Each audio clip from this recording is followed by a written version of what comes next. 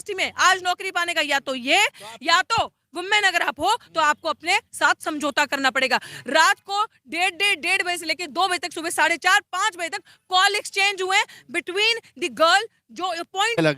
ये केस ही सबसे अलग है। यही बाबा साहब भीमराव अंबेडकर का संविधान है जो इतना मजबूरा दिल्ली यूनिवर्सिटी से बेनकाब होकर पूरे देश में जाएगा कि ये ऐसे ऐसे गंदे घिनौने काम कर रहे हैं महिलाओं के साथ, पैसे लेके कॉलेजेस के अंदर ये सब चल रहा है। पढ़ाई लिखाई नहीं चल रही है आरएसएस और बीजेपी के राज में।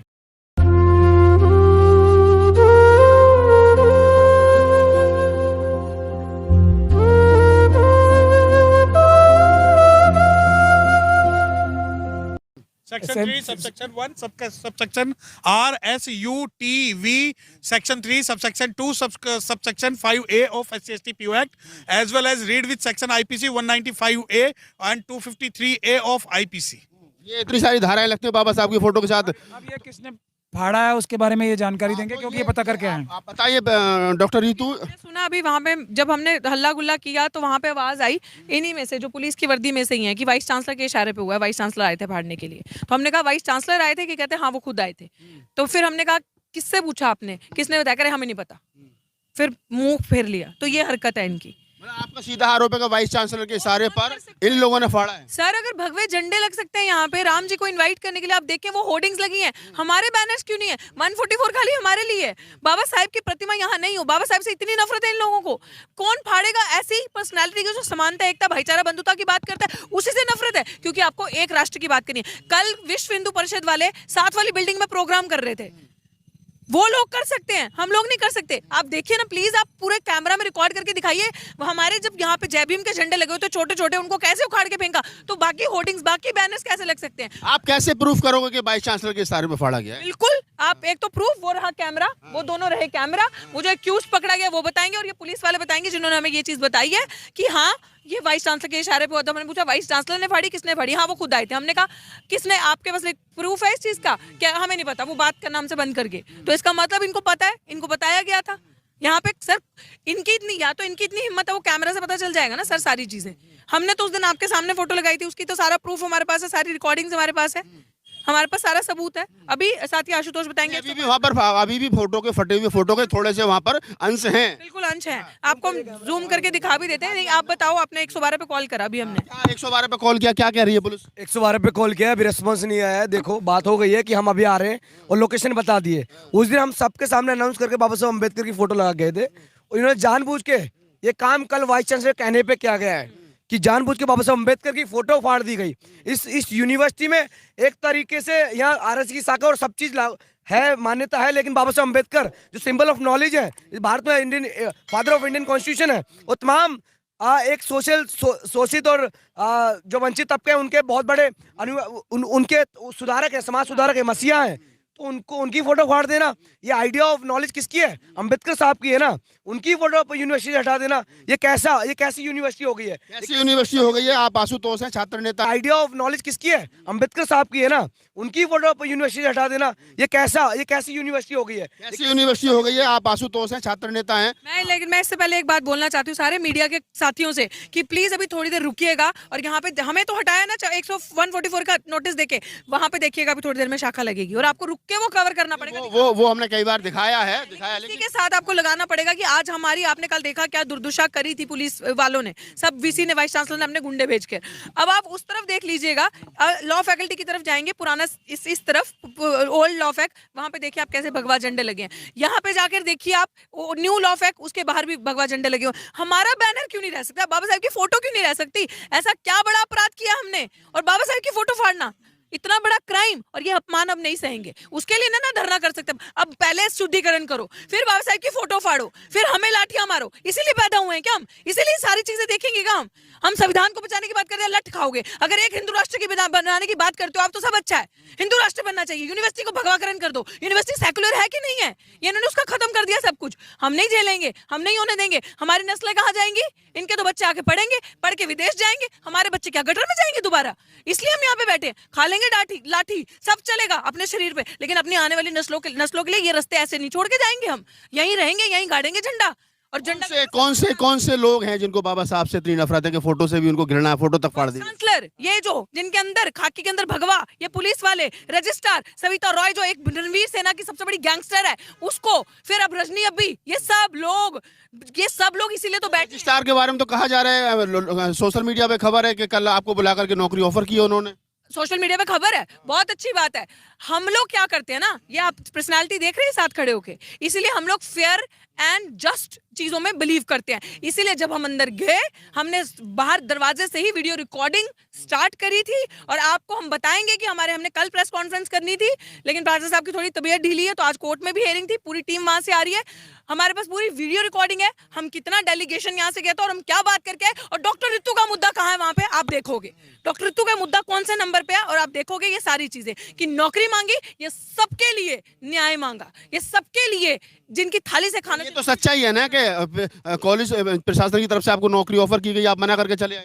नहीं, बिल्कुल नहीं, ये कोई कल ऑफर नहीं की गई, बहुत सालों से। क्या बात हुई थी वाइस चांसलर के साथ? हमारे पास पूरी वीडियो है, आपको दिखा देंगे।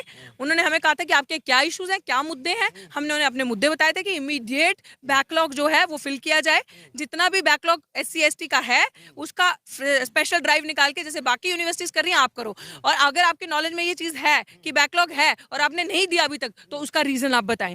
और हमारा जो सविता रॉय जो है और रजिस्ट्रार, उसको सस्पेंड अभी तक FIR होने के बावजूद दोनों को क्यों नहीं किया, क्योंकि दोनों पे SC ST एक्ट के अंदर FIR है। अगर आपने नहीं किया तो उसका रीजन दीजिए, और आप कब कर रहे हैं ये बताइए, क्योंकि उसके ऊपर चार्जशीट भी जमा हो गया क्रिमिनल के ऊपर, क्रिमिनल चार्जेस होने के बावजूद डॉक्टर सविता रॉय बाहर गई विदेश में, क्या ये आपके नॉलेज में था? क्या वो किसी ऑफिशियल काम से बाहर गई थी? क्या ये आपके नॉलेज में? अगर नहीं है तो इसका रीजन दीजिए। फिर उसके बाद ऐसे फैकल्टीज की रामजस कॉलेज में अपॉइंटमेंट्स हुई हैं, और बाकी कॉलेज, एक एग्जांपल दे रही हूं मैं, जिनके 4 फोर्ज आधार कार्ड है, फेक आधार कार्ड, तो क्या ये आपके नॉलेज में है? क्योंकि इनके नॉलेज में था। 2 महीने उनके इंटरव्यू पे स्टे लग गया था, फिर क्लियर कर, इंटरव्यू लेके उनकी नौकरी पे स्टे लग गया था, फिर क्लियर कर दिया था। और उनका जब कॉल रिकॉर्ड्स, बहुत सारी चीजें हमारे ऑफिस में हमारे पास आई हैं, उन लोगों ने हमें अप्रोच किया, तो यहाँ पे मैंने कल क्या कहा था, क्राइटेरिया क्या है दिल्ली यूनिवर्सिटी में आज नौकरी पाने का? या तो ये, या तो वुमेन अगर आप हो तो आपको अपने साथ समझौता करना पड़ेगा। रात को 1:30 बजे से लेकर 2 बजे तक, सुबह 4:30 5 बजे तक कॉल एक्सचेंज हुए बिटवीन द गर्ल जो अपॉइंट हुई है as a permanent faculty and the chairman of the college. Is this the criteria to get a job in DU? Do you think that we women now need to choose this road to get a job in the one of the affiliated premium university of India? हमें ये करना पड़ेगा। ये यहाँ पे ये मिसाल खड़ी कर रहे हैं, गुंडे, गद्दार, मवाली, ये सेक्सुअली हैरास करेंगे, वुमेन को मोलेस्ट करेंगे, हम बर्दाश्त करेंगे। और इसी चीज को लेकर अम्बेडकर से क्यों नफरत है? क्योंकि अम्बेडकर हमें वो राइट देता है ये बात करने की, अम्बेडकर हमें राइट देता है सवाल करने के लिए। धाराओं का गलत इस्तेमाल करना आज कोर्ट के अंदर क्यों बोलती बंद हो गई थी इन्हीं पुलिस वालों की, वो वकील साहब आपको अच्छे से बताएंगे, क्योंकि भाई साहब झूठ के सर पैर नहीं होते। झूठ आपकी बात नहीं मानी गई कल वाइस चांसलर ने, कोई बात नहीं मानी, अभी कोई मांग नहीं। मानेगा कैसे? एक झूठा कैसे मानेगा? उन्होंने कहा कि हमें टाइम चाहिए, कितना टाइम का कुछ नहीं पता। और आप उसके बाद देख लो, क्योंकि हमारे सवाल इतने ताकतवर थे, हमारे सवाल इतने सही और जेन्युइन थे, वो उन सवालों से डरते हैं जैसे इनके आका मोदी डरते हैं। उन सवालों से मोदी डरते हैं? नहीं, पूरी बात सुनिए, उन सवालों से वो डरे। फिर वाइस चांसलर इंक्लूडिंग रजनी अब्बी, हमें तो वाइस चांसलर मिलने, रजनी अब्बी कौन है? सुनिए, प्रॉक्टर दिल्ली यूनिवर्सिटी की जो BJP की मेयर है, उसने तो मना कर दिया, हमें वाइस मेयर थी जो, उसने तो मना कर दिया हमसे मिलने के लिए वाइस चांसलर। उसने अपना एक किसी को ड्यूटी अपॉइंट की थी, और डीन ऑफ स्टूडेंट वेलफेयर उसने मिले। बट आप सोचिए कि जब डीन ऑफ स्टूडेंट वेलफेयर दोबारा हमारे पास आए तो उन्होंने हमें बताया ये बात कि हाँ मैं तो अभी मिल के आया उनसे आप मिल सकते हो, यहाँ पे RSS के जो लोग हैं उनसे आप मिल सकते हो, आप हमसे नहीं मिल सकते, आप हमारी बात नहीं करते। और ये मैं आपको क्यों बता रही हूँ आपकी इन्फॉर्मेशन के लिए, कि जब इन्होंने हमें उसके बाद पुलिस वालों को अंदर बुला के ऑर्डर दिए गए, संघ से ऑर्डर आए, इनके ऑर्डर आए कि मारो इनको लाठी और इनको भगाओ। और स्ट्रैटेजी देखिए, हमारे वकीलों को साइड पे जितनी भी हमारी टीम थी, प्राचा साहब जो कन्वीनर थे, जो कल उस मुहिम के करता दरबार, उनको साइड पे बुला के, जितने भी और लीडर्स थे साइड पे बुला के बात कर रहे थे। I was also standing there listening, और पीछे से हमारे लोगों पे पथराव करना शुरू कर दिया पुलिस ने। पुलिस पीछे से जय श्री राम के नारे लगा रही, कैन यू बिलीव दैट? और पीछे ही विश्व हिंदू परिषद का प्रोग्राम हो रहा था। कौन सी डेमोक्रेसी में रह रहे हैं? कौन से सेकुलर यूनिवर्सिटी की बात कर रहे हैं हम? ये सिचुएशन है। और आगे पीछे करके पुलिस कोनिया तक मार रही है विमेन को।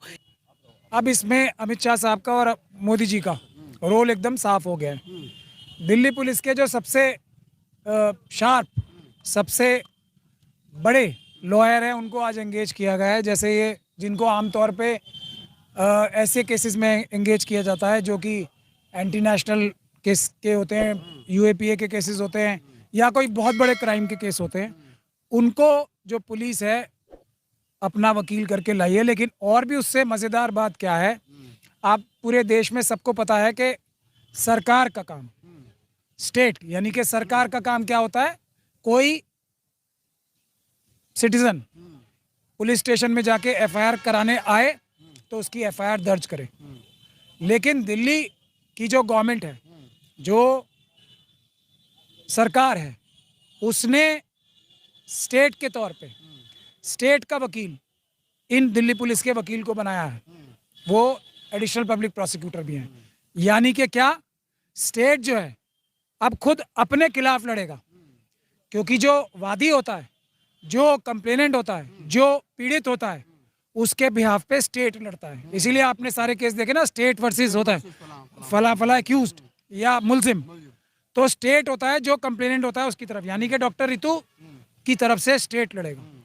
अब इस केस में सबसे मजेदार बात जो हुई है, यह एकदम जिससे आरएसएस बीजेपी का चेहरा बेनकाब हो गया, कि स्टेट की तरफ से वकीलों के, यानी कि डॉक्टर रितु की तरफ से जो वकील खड़ा किया है स्टेट ने, वो डॉक्टर रितु के खिलाफ बोलेगा। स्टेट अपने ही खिलाफ बोलने के लिए अब वकील खड़ा, इस केस की ये थोड़ी सी अलग, दो अन्य केसों से इसलिए अलग भी है। ये केस ही सबसे अलग है। यही बाबा साहब भीमराव अंबेडकर का संविधान है, जो इतना मजबूर कर देता है सबको कि सब अपने चेहरों से नकाब उतारें और कपड़े उतारें और उनका असलियत जो है सामने आ जाए। तो आज स्टेट को जो हाईजैक कर रखा है आरएसएस वालों ने, वो चेहरे से बेनकाब हो गया उनका पर्दा। तो ये महमूद प्राचा जी थे जी। दूसरी बात जो यहाँ हो रहा है, किसी और की फोटो से तकलीफ नहीं है, ये अपराध है। सिर्फ बाबा साहब डॉक्टर भीमराव अंबेडकर की फोटो से तकलीफ है। 50 आप खुद जाके देख सकते हैं, सिर्फ एक ही फोटो से तकलीफ है, इसीलिए SC/ST एक्ट का केस है। अभी 2 कॉलेज खुले हैं, आरएसएस और बीजेपी का असली चेहरा दिल्ली यूनिवर्सिटी से बेनकाब होकर पूरे देश में जाएगा कि ये ऐसे ऐसे गंदे घिनौने काम कर रहे हैं, महिलाओं के साथ पैसे लेके कॉलेजेस के अंदर ये सब चल रहा है, पढ़ाई लिखाई नहीं चल रही है आरएसएस और बीजेपी के रामजस, उसके बाद हिंदू, उसके बाद स्टीफंस, उसके बाद ये सब, ये सारे कॉलेजों में के अंदर जो गंदे घिनौने काम आरएसएस और बीजेपी ने पिछले 10 साल में शुरू किए, वो सब बेनकाब होंगे, आप सब लोग देखेंगे। इसीलिए अम्बेडकरवादियों से डरते हैं।